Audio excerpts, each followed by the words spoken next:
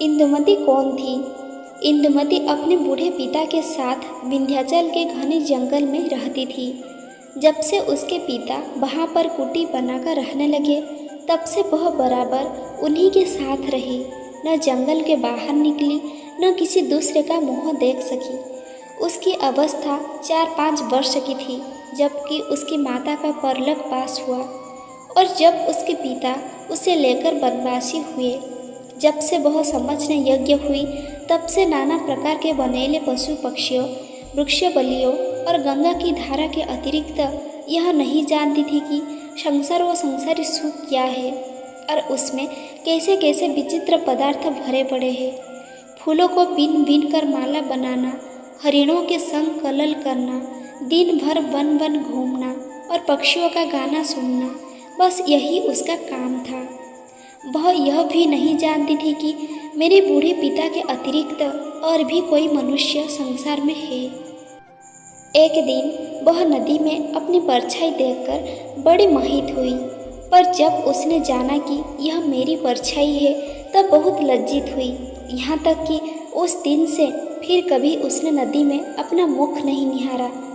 गर्मी की ऋतु दोपहर का समय, जबकि उसके पिता अपनी कुटी में बैठे हुए गीता की पुस्तक देख रहे थे, वह नदी किनारे पेड़ों की ठंडी छाया में घूमती, फूलों को तोड़ तोड़ नदी में बहाती हुई कुछ दूर निकल गई थी कि एकाएक चौंक कर खड़ी हुई। उसने एक ऐसी वस्तु देखी जिसका उसे स्वप्न में भी ध्यान न था और जिसके देखने से उसके आश्चर्य का कोई ठिकाना न रहा। उसने क्या देखा कि एक बहुत सी सुंदर 20-22 वर्ष का युवक नदी के किनारे पेड़ की छाया में घास पर पड़ा सो रहा है। इंदुमती ने आज तक बूढ़े पिता को छोड़ किसी दूसरे मनुष्य की सूरत तक नहीं देखी थी। वह अभी तक यही सोचे हुई थी कि यदि संसार में और भी मनुष्य होंगे तो वे भी मेरे पिता की भांति ही होंगे और उनकी भी दाढ़ी मूछें पकी हुई होगी। उसने जब अच्छी तरह आंखें फाड़ फाड़ कर उस परम सुंदरी युवक को देखा तो अपने मन में निश्चय किया कि मनुष्य तो ऐसा होता नहीं, हो न हो यह कोई देवता होंगे, क्योंकि मेरे पिता जब देवताओं की कहानी सुनाते हैं तो उनके ऐसे ही रूप रंग बतलाते हैं। यह सोचकर वह मन में कुछ डरी और कुछ दूर पेड़ की ओट में खड़ी हो टकटकी बांध उस युवक को देखने लगी। मारे डर के युवक के पास तक न गई और उसकी सुंदरता से मोहित हो कुटी की ओर भी अपना पैर न बढ़ा सकी। क्यों ही घंटा बीत गए, पर इंदुमती को न जान पड़ा कि मैं कितनी देर से खड़ी खड़ी इसे निहार रही हूँ।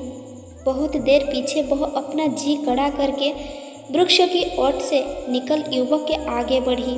2 ही 4 डग चली होगी कि एकाएक युवक की नींद खुल गई और उसने अपने सामने एक परम सुंदरी देवी मूर्ति को देखा, जिसके देखने से उसके आश्चर्य की सीमा न रही। मन ही मन सोचने लगा, इस भयानक घनघोर जंगल में ऐसी मनमोहिनी परम सुंदरी स्त्री कहाँ से आई? ऐसा रूप रंग तो बड़े बड़े राजाओं के रानीवास में भी दुर्लभ है, सो इस वन में कहाँ से आया? या तो मैं स्वप्न में स्वर्ग की सैर कर रहा हूँ, या किसी देवकन्या या बनदेवी ने मुझ छलने के लिए दर्शन दिया होगा।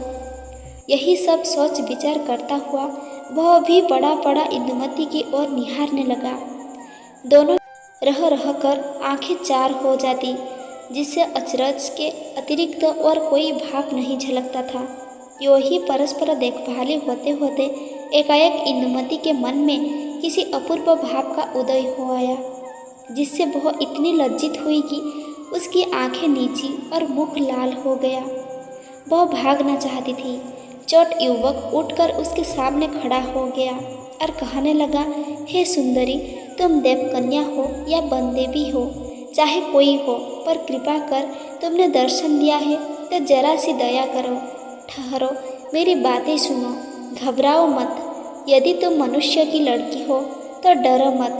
क्षत्रिय लोग स्त्रियों की रक्षा करने के सिवा बुराई नहीं करते। सुनो, यदि तुम सचमुच वन देवी हो तो कृपा कर मुझे इस वन से निकालने का सीधा मार्ग बता दो। मैं विपत्ति का मारा 3 दिन से इस वन में भटक रहा हूँ, पर निकलने का मार्ग नहीं पाता, और जो तुम मेरी ही भांति मनुष्य जाति की हो तो मैं तुम्हारा अतिथि हूँ। मुझे केवल आज भर के लिए टिकने की जगह दो, और अधिक मैं कुछ नहीं चाहता। युवक की बातें सुनकर इंदुमती ने मन में सोचा कि तो क्या ये देवता नहीं है, हम लोग की ही भांति मनुष्य है। हो सकता है क्योंकि जो ये देवता होते तो ऐसी मीठी मीठी बातें बनाकर अतिथि क्यों बनते। देवताओं को कमी किस बात की है, और वे क्या नहीं जानते जो हमसे वन का मार्ग पूछते। तो यह मनुष्य ही होंगे, पर क्या मनुष्य इतने सुंदर होते और ऐसी मीठी बातें करते हैं। आहा, एक दिन मैं जल में अपनी सुंदरता देखकर ऐसी मोहित हुई थी, किंतु इनकी सुंदरता के आगे तो मेरा रूप रंग नीरा पानी है। इस तरह स्वस्थ विचारते उसने अपना सिर ऊंचा किया और देखा कि युवक अपनी बात का उत्तर पाने के लिए सामने एकटक लगा खड़ा है।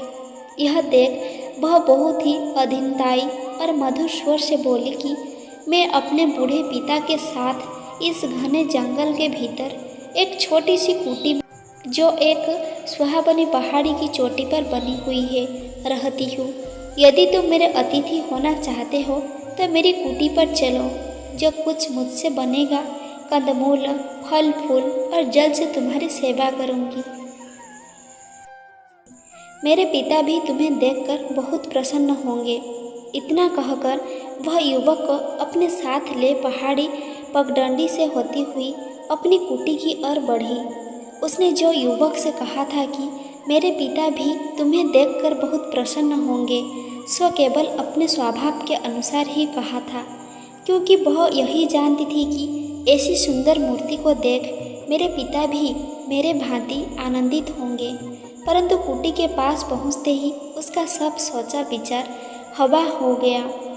उसके सुख का सपना जाता रहा, और वह जिस बात को ध्यान में भी नहीं ला सकती थी वही आगे आई, अर्थात उसका पिता अपनी लड़की को पराये पुरुष के साथ आती हुई देखकर मान क्रोध के आग हो गया, और अपनी कुटी से निकल युवक के आगे खड़ा हो यो कहने लगा, अरे दुष्ट, तू कौन है?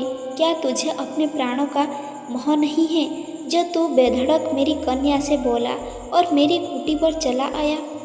तू जानता नहीं कि जो मनुष्य मेरी आज्ञा के बिना इस वन में पैर रखता है उसका सिर काटा जाता है। अच्छा ठहरो, अब तुझे भी प्राणदंड दिया जाएगा। इतना कह वह क्रोध से युवक की ओर घूरने लगा। बेचारी इंदुमती की विचित्र दशा थी। उसने आज तक अपने पिता की ऐसी भयानक मूर्ति नहीं देखी थी। वह अपने पिता का ऐसा अनूठा क्रोध देख पहले तो डरी, फिर अपने ही लिए युवा बटोही बेचारे का प्राण जाते देख जी कड़ाकर बूढ़े के पैरों पर गिर पड़ी और गिड़गिड़ाकर युवक के प्राण की भिक्षा मांगने लगी, और अपने पिता को अच्छी तरह समझा दिया कि इसमें युवक का कोई दोष नहीं है, उसे मैं ही कुटी पर ले आई हूँ। यदि इसमें कोई अपराध हुआ तो उसका दंड मुझे मिलना चाहिए।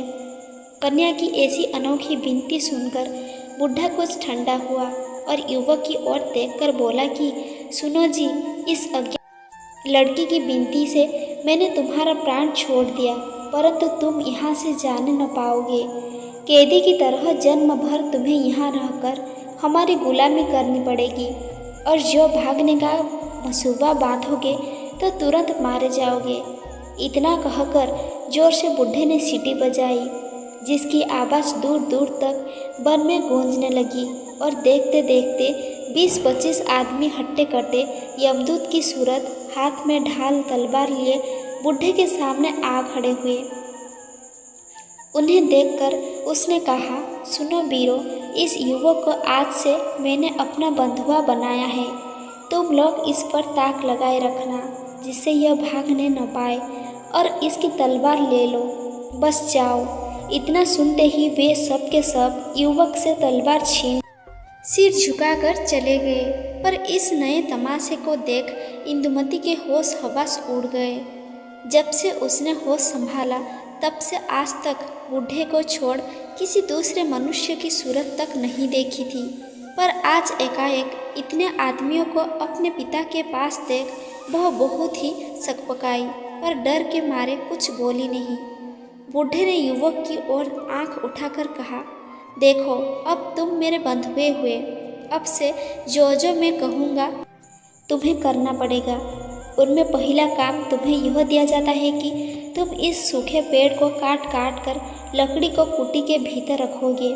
ध्यान रखो, यदि जरा भी मेरी आज्ञा टाली तो समझ लेना कि तुम्हारे धड़ पर विधाता ने सिर बनाया ही नहीं।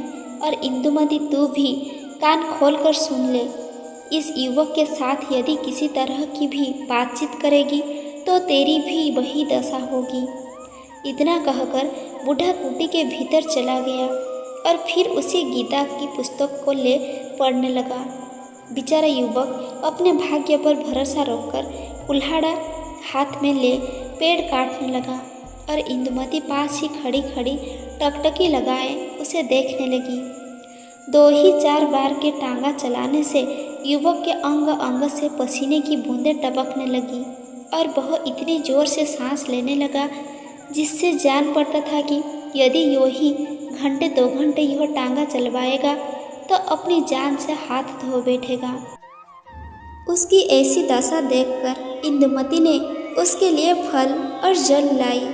आंखों में आंसू भरकर कहा, सुनो जी, ठहर जाओ, देखो यह फल और जल मैं लाई हूँ, इसे खा लो, जरा ठंडे हो लो, फिर काटना। युवक ने उसकी प्रेम भरी बातों को सुनकर कहा, सुंदरी, मैं सच कहता हूँ कि तुम्हारा मुँह देखने से मुझे इस परिश्रम का कष्ट जरा भी नहीं बांधता। यदि तुम यूँ ही मेरे सामने खड़ी रही तो मैं बिना अन्न जल किए सारे संसार के पेड़ काट कर रख दूँ। और सुनो तो सही, अपने पिता की बातें याद करो, क्यों नाहक मेरे लिए अपने प्राण संकट में डालती हो। यदि वे सुन लेंगे तो क्या होगा? अरे मैं यदि खाने लगूंगा तो लकड़ी कौन काटेगा? जब वे देखेंगे कि पेड़ नहीं कटा तो कैसे उपद्रव करेंगे। इसलिए हे सुशीले, मुझे मेरे भाग्य पर छोड़ दो। युवक की ऐसी करुणा भरी बातें सुनकर इंदुमती की आंखों से आंसू बहने लगे।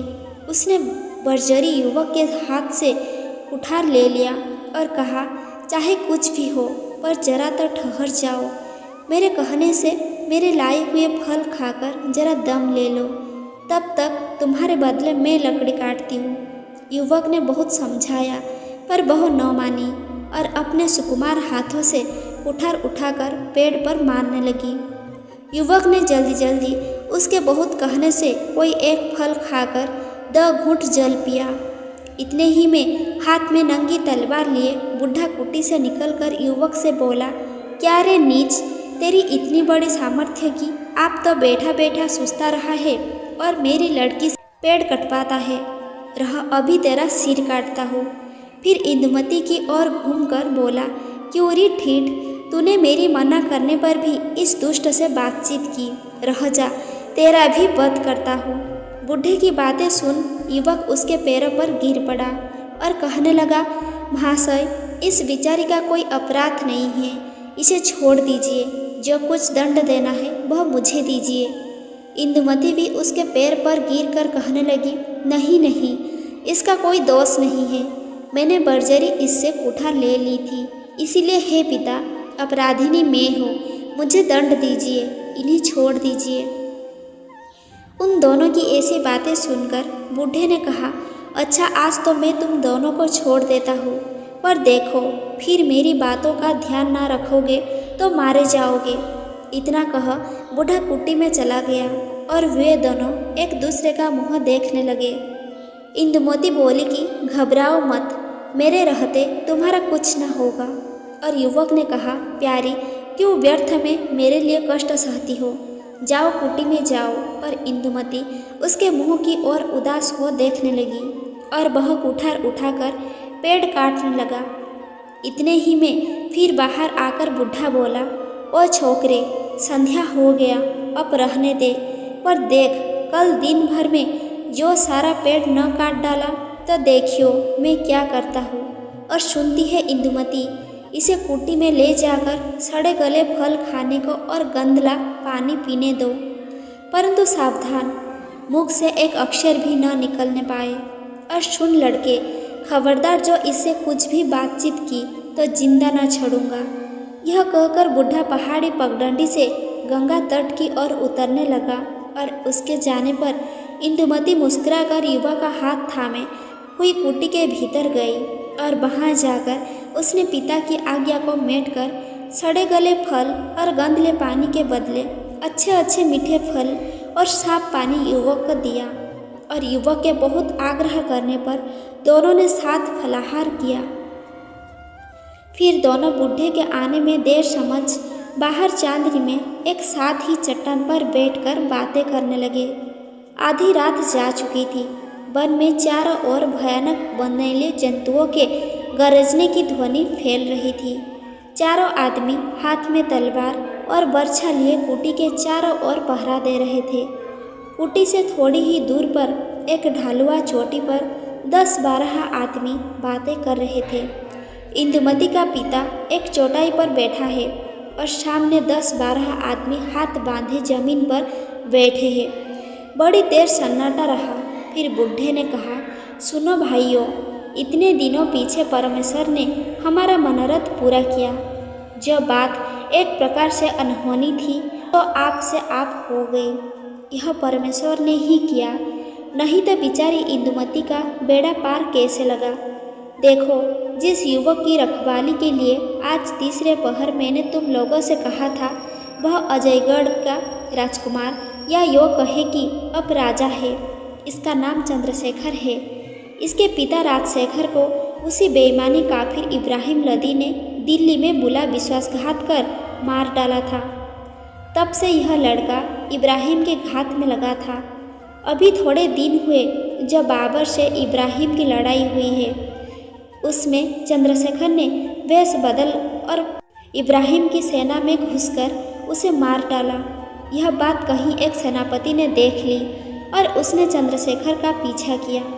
निदान यह भागा और कोई दिन पीछे उसे द्वंद्व युद्ध में मार अपने घोड़े को गवा। राह भूलकर अपने राज्य की ओर न जाकर इस ओर आया और कल मेरी कन्या का अतिथि बना।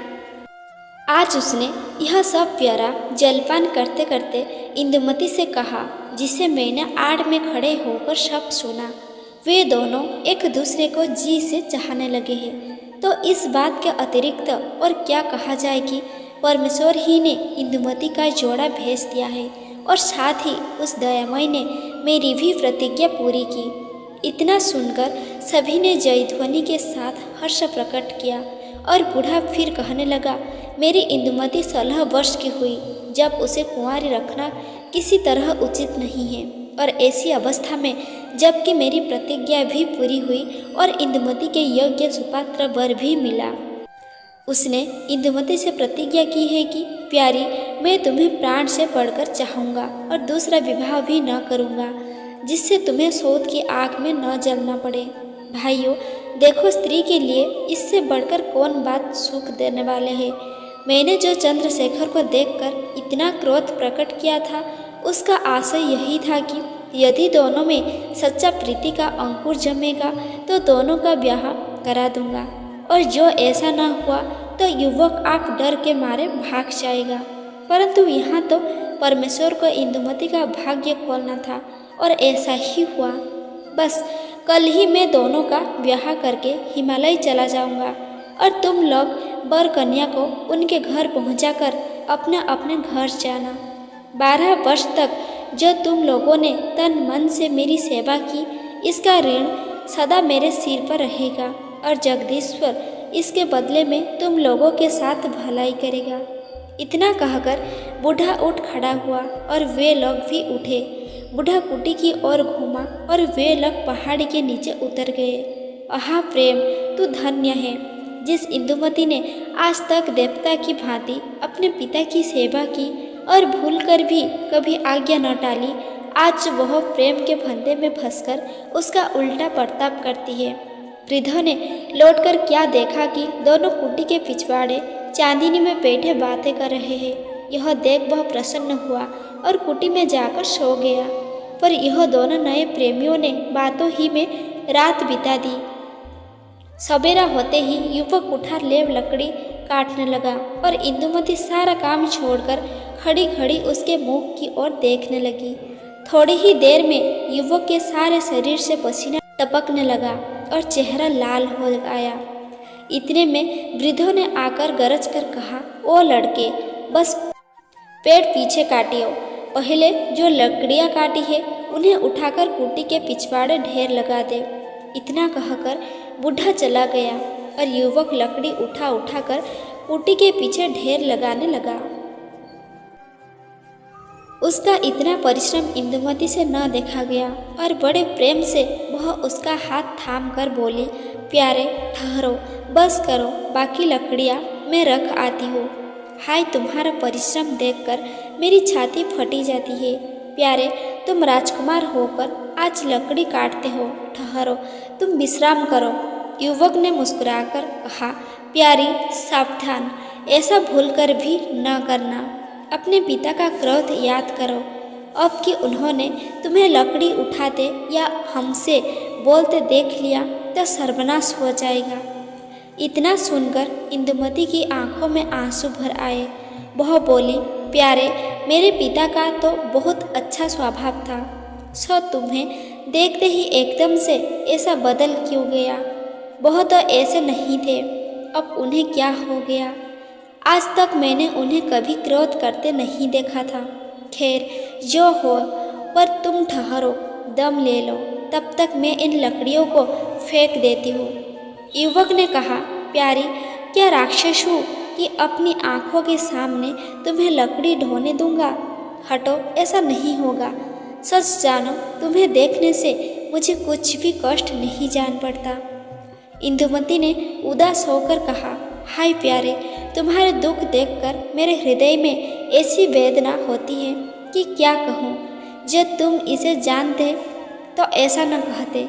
पीछे लता मंडप में खड़े खड़े वृद्धों ने दोनों की बातें सुनकर बड़ा सुख माना, पर अंतिम परीक्षा करने के अभिप्राय में नंगी तलवार ले सामने आ गरज कर कहा, इंदुमती, कल से आज तक तूने मेरी सब बातों का उल्टा बर्ताव किया। फल और जल की बात याद कर और तू फिर इससे बात करती है। देख, अब तेरा सिर काटता हूँ।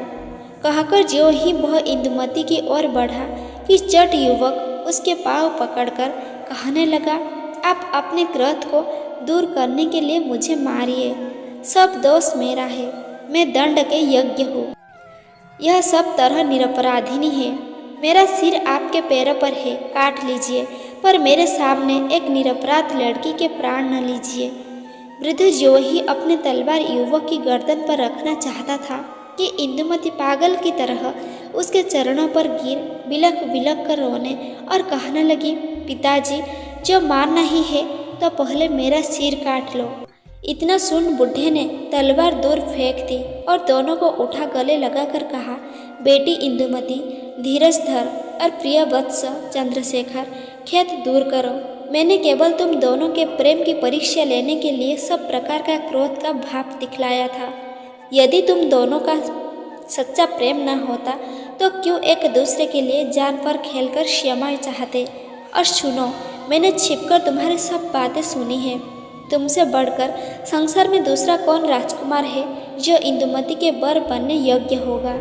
सुनो, देवगढ़ में पुरखाओं की राजधानी थी, जबकि इंदुमती 4 वर्ष की थी। पापी इब्राहिम ने मेरे नगर को घेर यह कहलाया कि या तो अपनी स्त्री को भेज दो या जंग करो। यह सुनकर मेरी आंखों में खून उतर आया और उसके दूत को मैंने निकलवा दिया।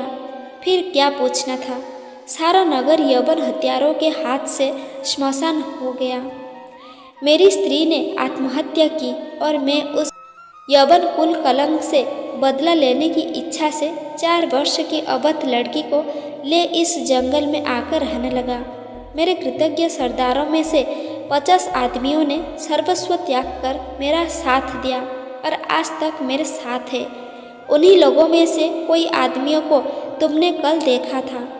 बेटा चंद्रशेखर, 12 वर्ष हो गए, पर ऐसी सावधानी से मैंने इस लड़की का लालन पालन किया और इसे पढ़ाया लिखाया कि जिसका सुख तुम्हें आप आगे चलकर इसकी सुशीलता से जान पड़ेगा और देखो, मैंने इसे ऐसे पहरे में रखा कि कल के सिवा और कभी इसने मुझे छोड़कर किसी दूसरे मनुष्य की सूरत न देखी।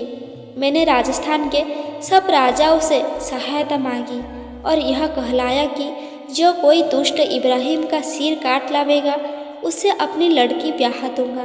पर हाँ, किसी ने मेरी बात न सुनी और सभी मुझ पागल समझकर हंसने लगे। अंत में मैंने दुखी होकर प्रतिज्ञा की कि जो कोई इब्राहिम को मारेगा उसी से इंदुमती ब्याही जाएगी, नहीं तो यह जन्म भर कुंवारी ही रहेगी। सो परमेश्वर ने तुम्हारे हृदय में बैठकर मेरी प्रतिज्ञा पूरी की। अब इंदुमती तुम्हारी हुई और आज मैं बड़े भारी बोझ को उतारकर आजन्म के लिए हल्का हो गया। इतना कह बुढ़े ने सीटी बजाई और देखते देखते 50 जवान हथियारों से सजे घोड़ों पर सवार आ खड़े हुए। उनके साथ एक सजा हुआ घोड़ा चंद्रशेखर के लिए और एक सुंदर पालकी इंदुमती के लिए थी। इसी समय बुढ़े ने दोनों का विवाह कर उन वीरों के साथ विदा किया और उसने हिमालय की ओर चला गया। आहा, जो इंदुमती इतने दिनों तक वन विहागिनी थी, वह आज घर के पिंजरे में बंद होने चली। परमेश्वर की महिमा का कौन पार पा सकता है। दोस्तों, अगर आपको मेरी यह वीडियो पसंद आई है तो कृपया वीडियो को लाइक करें, शेयर करें और ऐसे ही नए नए वीडियो देखने के लिए हमारे चैनल को सब्सक्राइब करना बिल्कुल ना भूलें। धन्यवाद।